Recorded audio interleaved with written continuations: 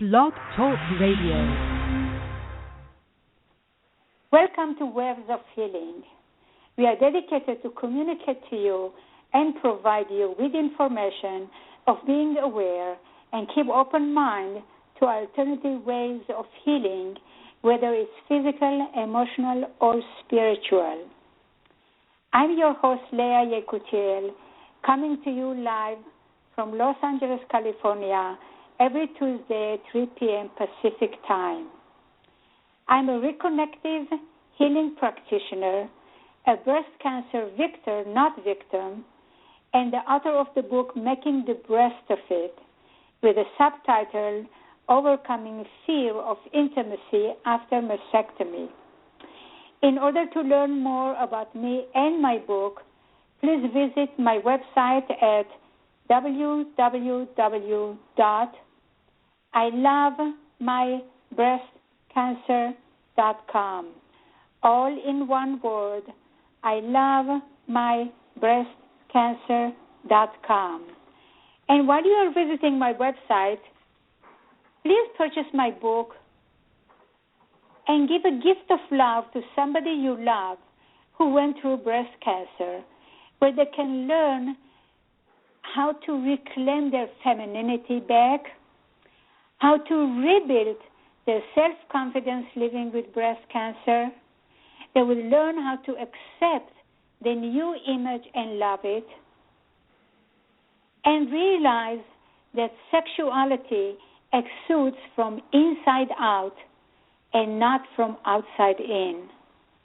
And the most important thing that they would learn through the many exercises in the book, how to connect with our spiritual aspect of life, where they realize that we women are not only our breasts in order to be functional, viable, sexual beings.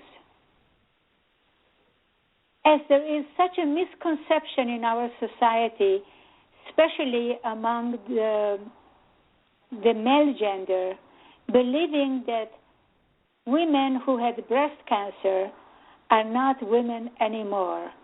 And this misconception is totally way, way far from the truth. So this book is helpful for people who went through breast cancer and for male who had a partner or wife who went through breast cancer, and they would learn how to treat the woman in their life who goes through such an ordeal. And when you are visiting my website, also you have the option to download for free 25 breast health tips. And if you apply some of them in your daily life, you'll be surprised how many diseases, how many cancers, or how many breast cancer we can prevent. Because my show is all about prevention and healthy eating and healing versus medicating. As you know, doctors can diagnose us, many times misdiagnose us, but the responsibility of taking care of our health is ours, each one of us. So please be vigilant about your health. Download those 25 breast health tips and apply them to your life. Few of them. And with that said, I want to tell you who is my guest today, which I'm so excited about him. My guest today is Nick Seneca Jankel, author of the book Switch On. Many of you, I'm sure, familiar with Nick, but for those who are not that familiar with him, let me tell you a little bit about him, and after that, we are so blessed to have him live with us today. And if anybody wants to call or send email, ask any questions of him, be my guest. So here is Nick Seneca Jankel's unique breakthrough biodynamic approach to leading organizational change and individual transformation has been sought out by future-forward people around the world for over a decade, working to help spark and sustain breakthroughs using science-inspired, wisdom-wired tools and techniques. Nick has helped over 50,000 managers, hundreds of world-class companies, national governments, and millions of TV viewers to switch themselves on, break out of the box, and break through challenges to flourish. Nick is the CEO of Leadership and Sustainable Innovation Company, a founder of Wisdom and World Change Media Companies. He is a celebrated international inspirational speaker, has been a UK ambassador for entrepreneurship, and received a triple first-class degree from Cambridge University in medicine and philosophy. He has taught at many of the most respected universities and top business schools in the world. And we are so blessed to have Nick with us today live. Nick, are you there? I'm here. Well, welcome to Waves of Feeling, as I believe you have so much to contribute to our listeners. Thank you very much. Reading your bio and reading your book, I was so... You see, you have to remember that I read one book a week of all my guests, or every guest that I have on my show.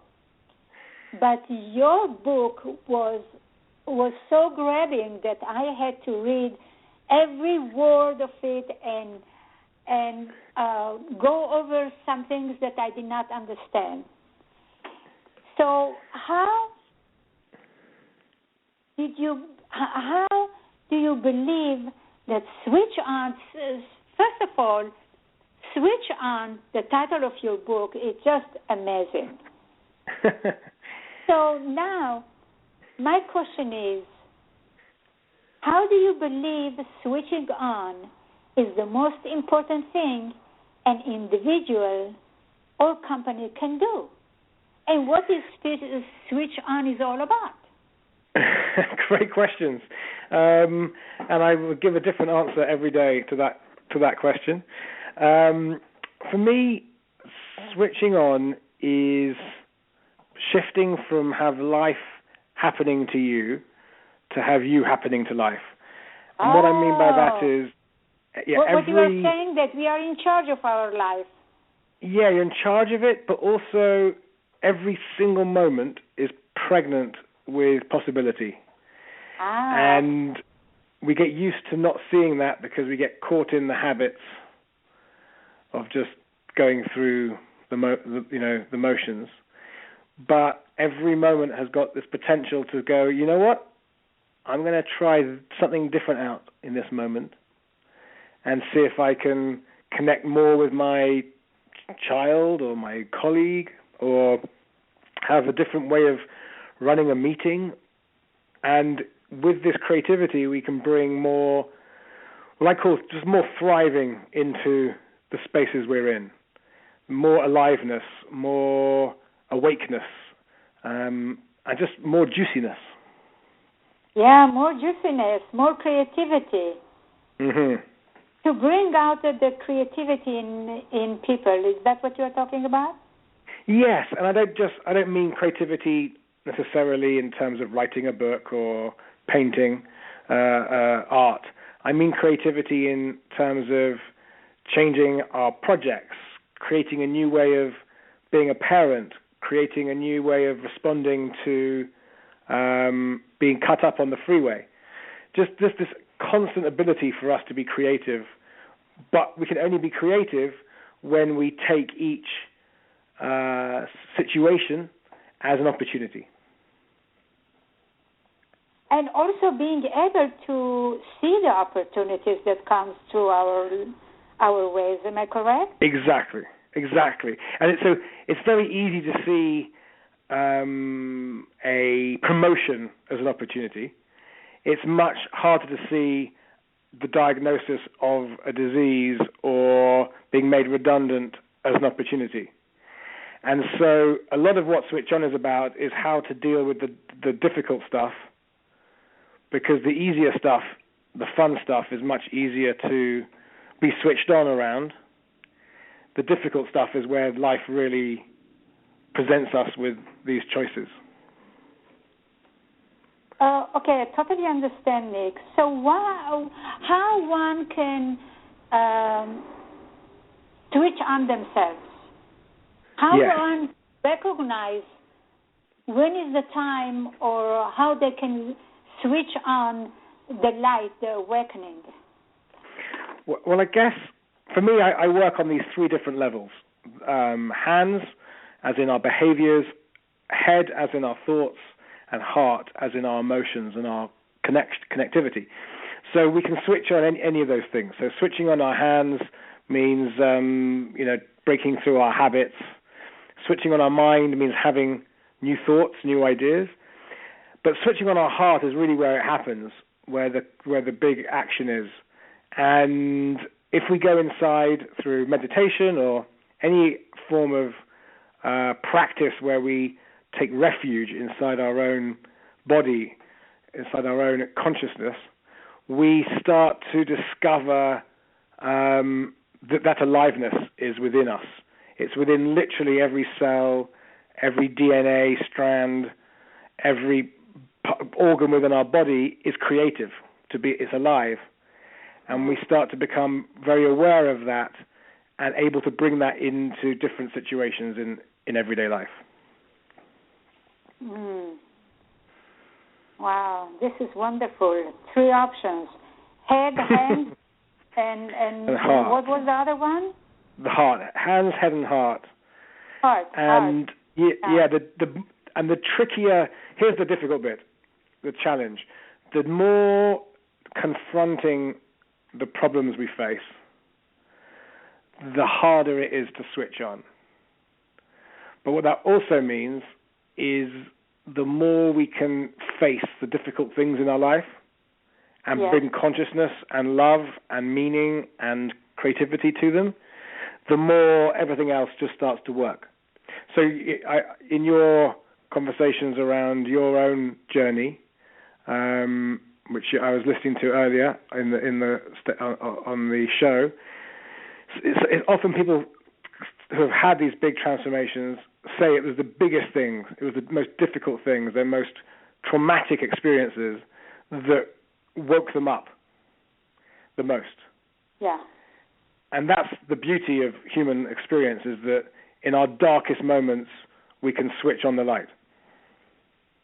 And then the light stays on. How, some of us, I would say, we have to go through this in order to wake up. Yes. But that's not what you are suggesting in your book, to people to go through some traumatic experience in their life to wake up. What are your suggestions for people to wake up?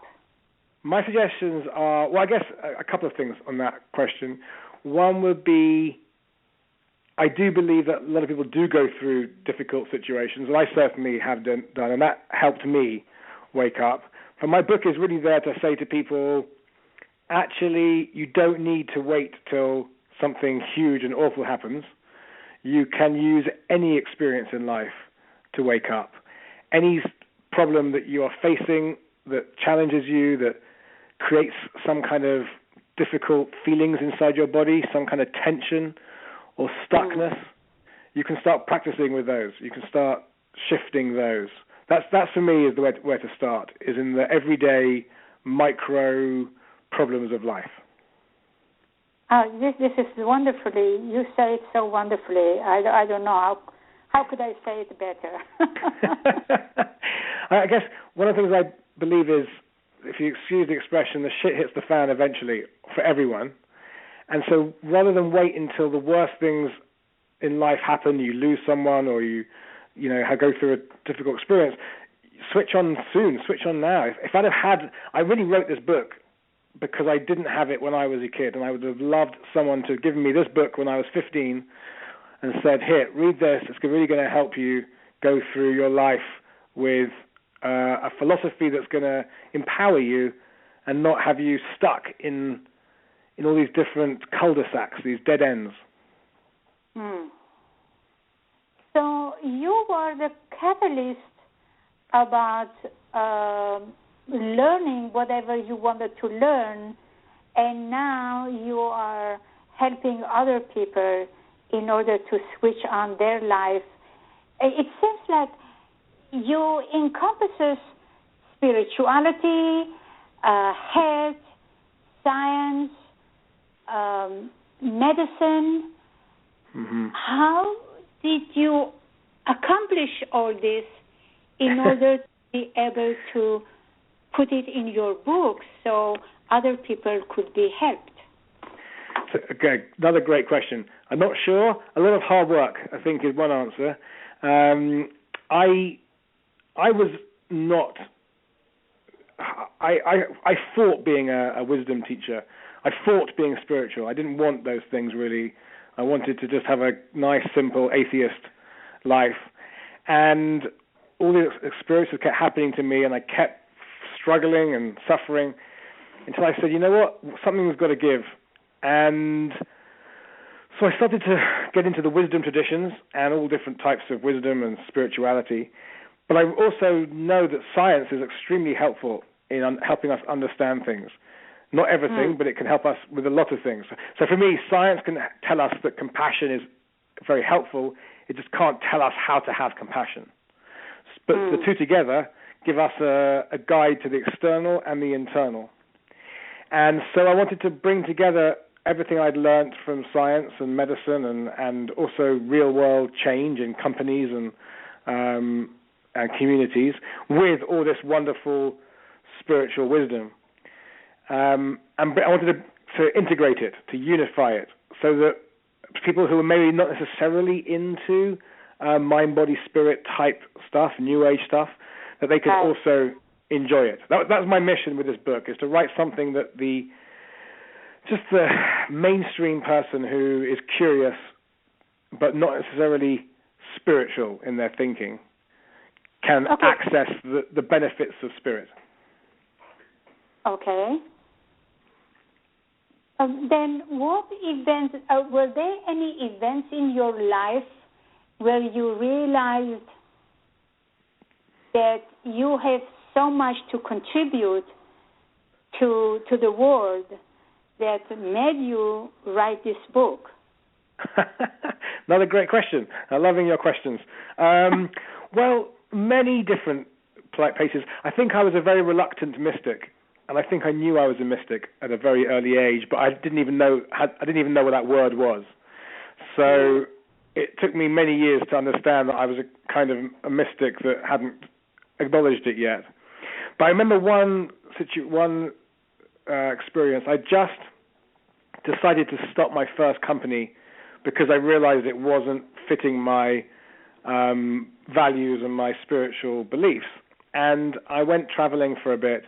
So I was just around 30 years old, and I was sitting in a cinema in an island called the Cook Islands in the middle of nowhere in the South Pacific. And there was a movie, which you may have seen, called The Pianist, was playing, so I went to see it. And it's a movie of the Pianist. Okay. And it's a movie about a piano player, a Jewish piano player during the Holocaust, going through World War II and surviving. I've seen that. Great. So I saw that movie, and it wasn't even the big, awful pictures of death and stuff that triggered me. But there was a moment at the beginning of the film where this guy's old father, old Jewish guy on the street, gets pushed into the dirt by a German soldier.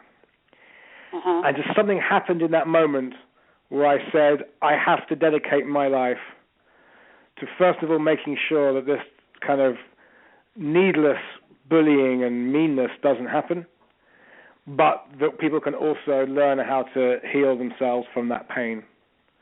It was a very strange moment for me.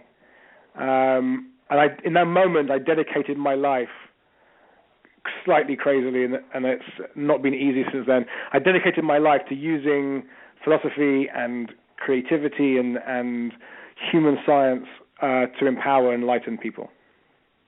Wow. Isn't that interesting? Are you Jewish? I am. Oh, well, I'm mostly Jewish, although I don't identify particularly as Jewish. But I have to say, now that I'm in my early 40s, I am being called back to Jewish mysticism. I'm definitely getting more connected to that. Yeah, I'm Jewish myself. I'm actually originally from Israel. Aha!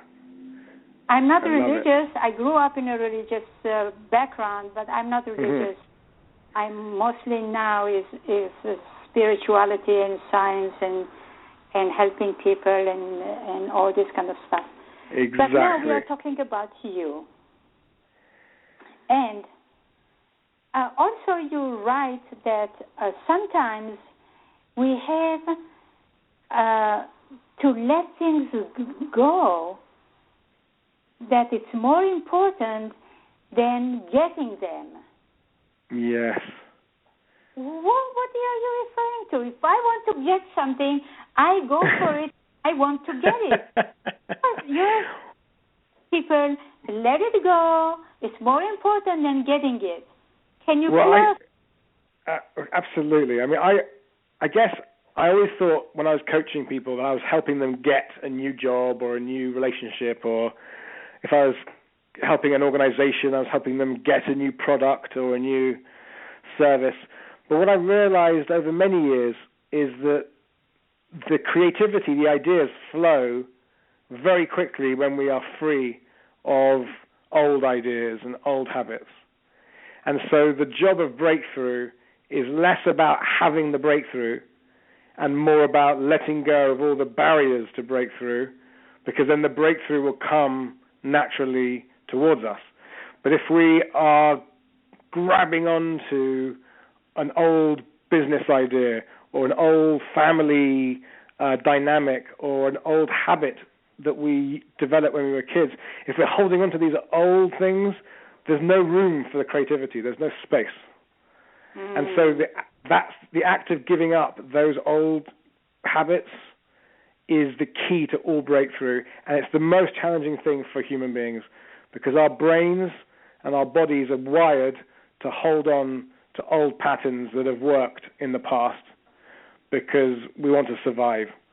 So our survival system is geared towards making a breakthrough really hard for us. Are you talking about mostly surrendering spirituality in a spiritual aspect of it? Yes, a literal and spiritual aspect. So, for example, let's say I want to be a yoga teacher, but I'm still holding on to the lifestyle of a Wall Street banker. And so I can't be a yoga teacher until I'm willing to give up all that, summer in the Hamptons and the boat and all that stuff has to go before I can really embrace what it means to be a yoga teacher.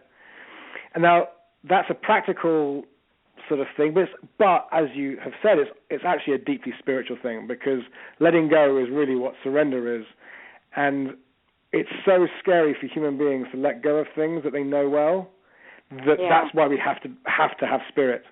And that's my conclusion from 20 years of this is, unless we have a connection to spirit, letting go of the big stuff is almost impossible. Possibly impossible. I'd probably say it's impossible to really let go until we surrender into spirit, because the love that we feel overwhelms the fear that we have of change. Yeah, we have a big fear of change. We are afraid to try new things. What you're saying is to surrender to higher power and let it go and let new things to come in. Am I correct? Exactly. And the thing is, the new things are there. They're waiting. It's like creativity is always around us, but what gets in the way is the old stuff. Yeah. Yeah, all the subconscious stuff that's running our life without us knowing anything about it. Exactly. And as soon as we let that go, the moment we let that go, a new insight comes through. It's like, first of all, what is your URL if people are interested in learning more about you, about your book, about your organizations? Well, the simplest one is nickjankel.com, NickJankel.com. And from there you can go into all the products and the services and the businesses that I'm involved in. Okay. That's wonderful. Now my question is,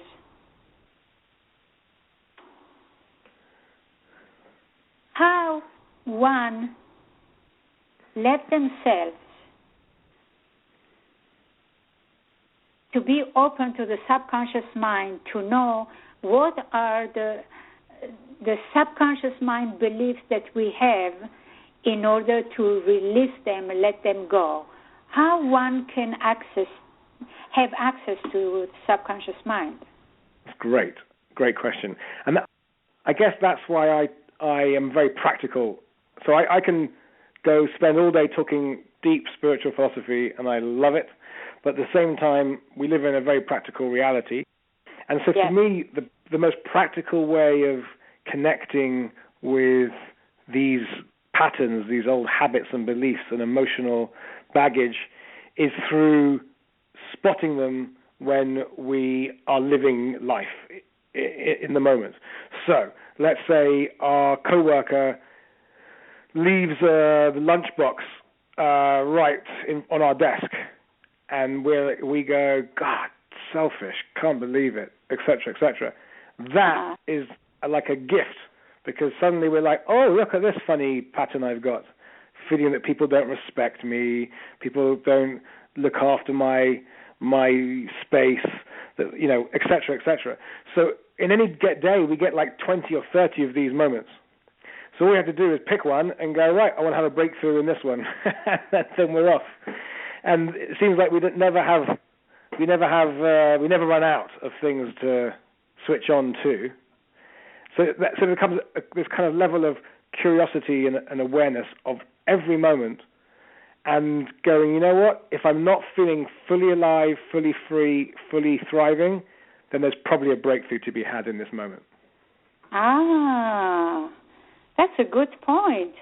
Because a lot of people are under impression, if I'm so low and nothing going to happen. I'm just not going to make it. Yes. But it's not true. You say, when you get the lowest and lowest of your beingness, of your life, realize that the breakthrough is on the way. Is that what you're telling? Absolutely. And it's one of the great ironies of life is that it's always we almost always forget this process that happens, which is what the book is based on, this breakthrough process, which looks like a J, a picture of a J, and we forget that before we get the good stuff, we have to go through the letting go process, which feels often quite challenging. So last week, I had a whole day, and I was feeling all kind of stuck and confused, and like nothing was working. And I've just written a book for 10 years. I've been writing this book about this, and I still forget. I'm having a breakthrough, but first I have to have the breakdown. Okay, what is it that I'm holding on to? What am I trying to grab? Where am I grippy? And if I let go of that, what comes? And suddenly, bang, everything cleared up. and I was out the other side. So this book is for, what my work is about saying everyone has this breakthrough experience, but it can last 2 hours and not 2 years. You can have 2 hours of suffering, not 2 years of suffering. Oh, and you don't have to suffer. That's a great comment. Great comment, because, are you there? Yeah. Okay. This is a great comment because you said you can have this downtime 2 hours versus 2 years. Because exactly. if it continues 2 years, by that time it's so big that we may give up about life. Exactly. And actually, often it's not even 2 years, it's 20 years. Yeah. Hoping something's going to change without changing ourselves, and just hoping the perfect guy is going to walk in the room, or hoping the perfect job is just going to suddenly manifest around us. And it just doesn't work that way. So the more we understand how to let go safely and sort of strategically, the more we can proactively do it. And we can say, you know what, I know there's some breakthrough for me here, bang, I'm going to take it and have it. And we end up actually enjoying the process of change, which ultimately what we're talking about here is, do we fear change and resist change, or do we embrace it, enjoy it, and look for what's possible in each moment of change? I assume you are saying that we should embrace it and be open to it and be joyful. Hey, maybe something good waiting for us. Absolutely. Oh, I would say there's always something good. I think the universe is a constant web of possibility, of awesomeness, but unfortunately many of our cultural traditions focus on keeping things the same. And in fact, religion is almost always about trying to keep things the same, and going back to some past time. I believe any organized religion is a question of power and control. Exactly. It's trying to keep everything the same. It's trying to keep power in the hands of a few. Whereas spirituality is about saying, well, actually everything is changing all the time. Literally, all our cells in our body replace themselves over a period of days. Right. There's never a moment of anything stopping.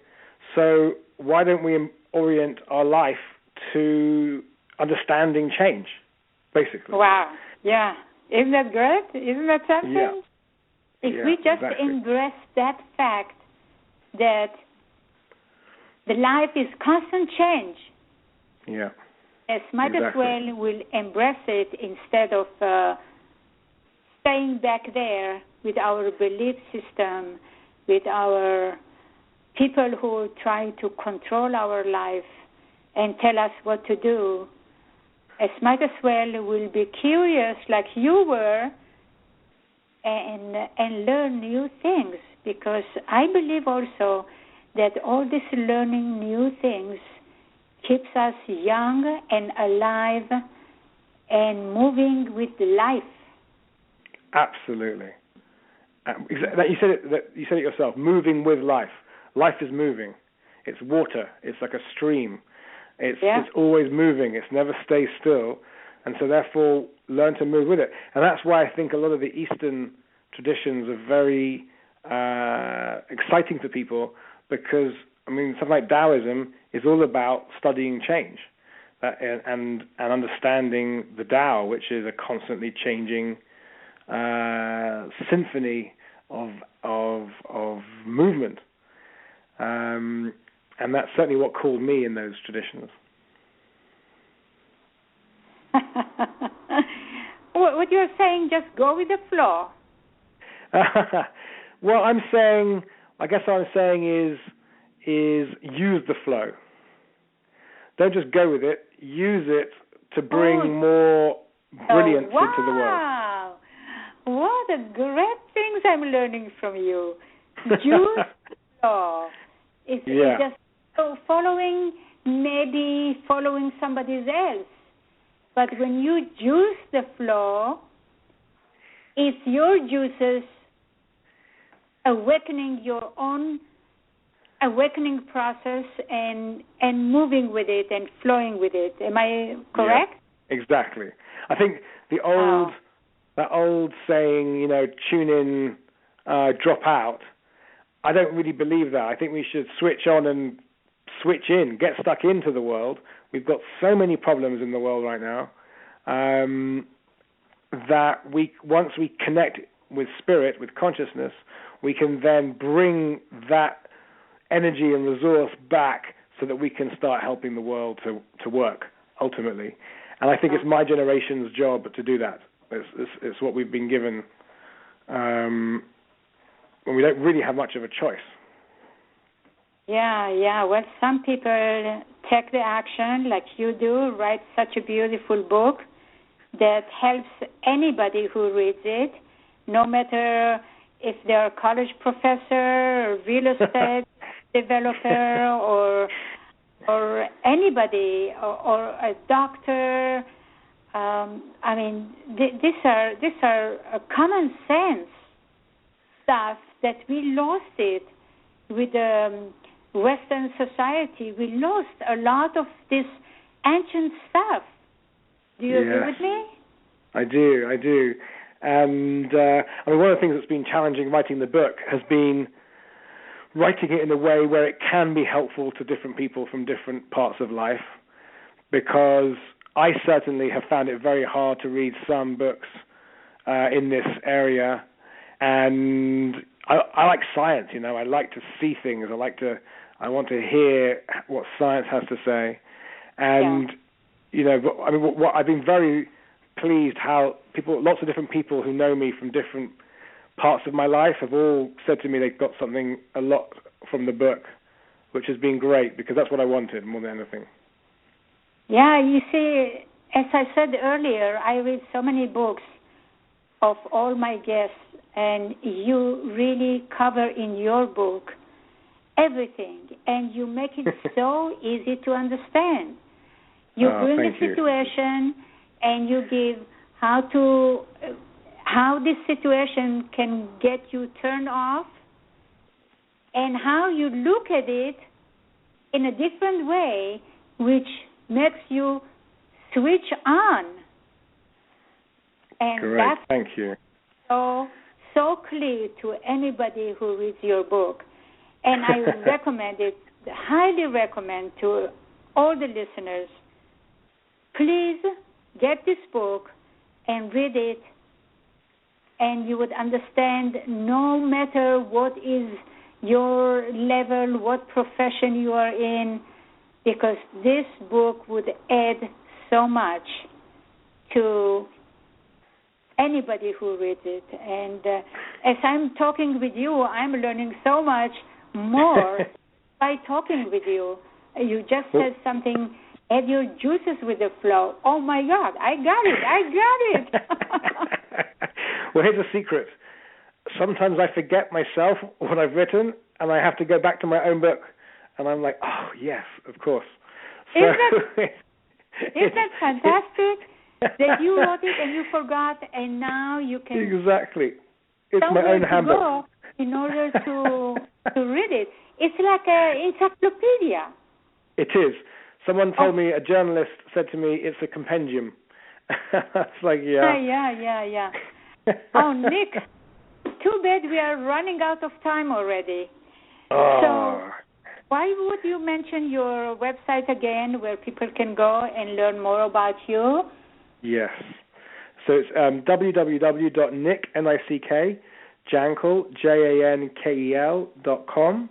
I've just launched a switch-on do-it-yourself coaching kit that goes with the book, 10 sessions of coaching that you can do yourself, and soon a 21-day video course for switching on a micro moment basis. Oh, wow, wonderful. So people who go to this website can sign up for that course? Yeah, they can find out about all the different things that we're offering within the switch-on area. There's lots of work coming out from me at the moment in this switch-on idea. What a great gift you are to the society. I want to tell everybody. I mean, you are so wise and so knowledgeable, and wanting to help the world to reach where we want to go. And we do need right now many, many more people like you, because, as you said, we are going through so many changes economically, politically, war going on everywhere. And we have collectively, we have the power to change it, and that's what you are talking in your book as well. Yes, we do.